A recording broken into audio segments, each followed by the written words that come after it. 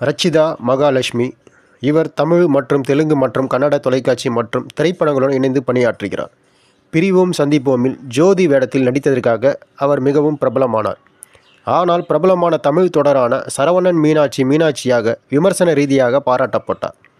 அவர் Bigg Boss Tamil season 6 என்ற reality ஷோவில் போட்டியாளராக இருந்தார். பின்னர் 91வது நாளில் நிகழ்ச்சியிலிருந்து வெளியேற்றப்பட்டார். இவர் இயற்பெயர் ரச்சிதா மகாலட்சுமி.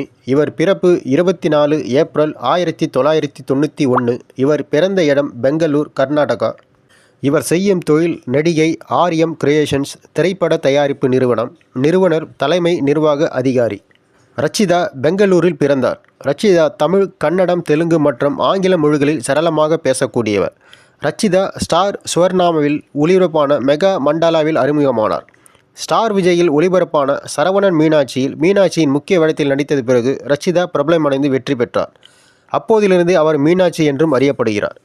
இவர் நடித்த பல தொலைக்காட்சி தொடர்களில் சில தொலைக்காட்சி தொடர்கள்: மேகா மண்டலா, சூரியகாந்தி, பிரிவோம் சந்திப்போம், சரவணன் மீனாட்சி சீசன் 2, சரவணன் மீனாட்சி சீசன் 3, நாம் இருவர் நமக்கு இருவர் சீசன் 2 மற்றும் பல தொலைக்காட்சி தொடர்களில் நடித்துள்ளார்.